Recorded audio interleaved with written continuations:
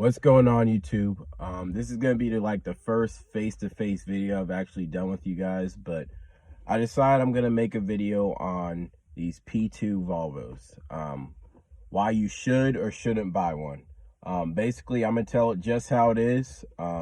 Whether people get mad, offended, whatever. I'm gonna talk about my experience with them, whatever else. So let's get into it. So first off, I want to start out by saying anyone who doesn't know who I am. I basically gained the nickname T5 Terrell from always buying S60 T5s and then heavily modifying them. As far as P2 cars go, I will admit all I've owned are P2 S60 T5s, but I've worked on more than just S60 T5s for P2 cars. So what I want to start out by saying is these are Euro cars. This basically goes for most Euro cars in general anyway, just keeping it real. But this isn't your Honda or Toyota. As we all know, especially the older ones, these older Hondas and Toyotas, they're super reliable. You know, I've even known someone personally who didn't do an oil change for 100,000 miles. Car kept going, you know, made it to 200,000 miles, whatever. But like, it's not your Honda or your Toyota where you could just neglect doing maintenance, keep driving it, and then the car just lasts you and be good and not blow up or not have any problems.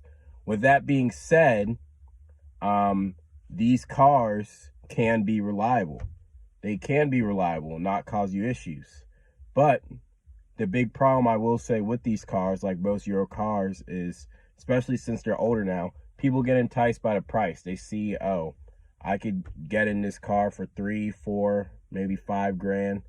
And that's how it is. For as far as most P2 Volvos, they range anywhere from about 3 grand all the way up to about, 7 grand on average. If you're talking about like a newer, like maybe a newer S60 T5 that's, well spec'd out, lower mileage and with maintenance records, that might be upwards of that price. But for the most part, on average, even with this inflated car market, you're getting these P2 Volvos for like, 4 or 5 grand maybe. And the R's are a whole nother ballpark. Those could be, on average, I see them for about, 7 grand on average, all the way up to about 12 grand on the high end if we're talking about like a fully spec'd out, S60R, manual transmission, low mileage, service records, with a nice or rare paint job on the exterior, maybe a rare like interior color like the Atacama or something like that. But in general, these P2 cars are cheaper to buy if we're looking outside of ours. And with that, like most Euro cars, people see the cheap price, they buy them, whatever, and they either don't thoroughly look over them, or they don't understand that just because the car's cheap to buy, that does not mean it's cheap to maintain. And I say that because for 2 reasons. One, the parts for these cars are expensive.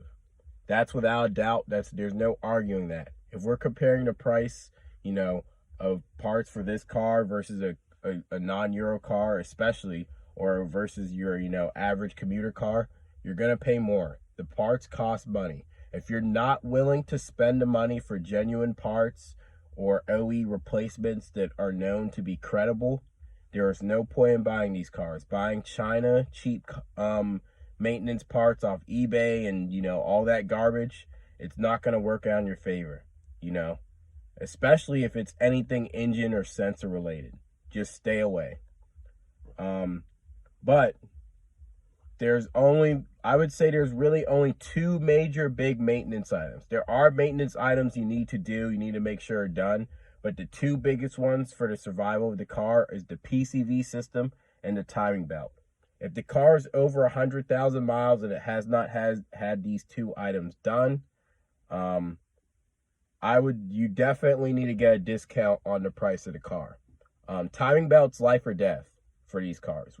They're interference engines. Timing belt snaps or it skips timing for some reason, the engine is more than likely done.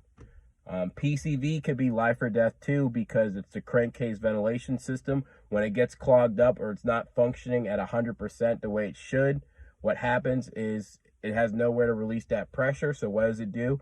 it ends up pushing out a cam seal. And from my personal experience, it's always the intake cam seal, or at least that's what it's been on my T5s. And I've had, this PCV experience with it pushing out a cam seal happen to me more than once, even after replacing the system.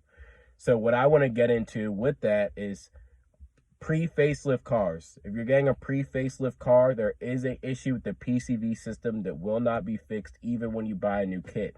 So when you decide to replace the PCV system on these cars, you need to buy the updated banjo bolt. There's an updated banjo bolt part for these cars with a check valve in it. You need to get that if you have a pre-facelift car. So buy the PCV kit, but make sure you get that updated banjo bolt.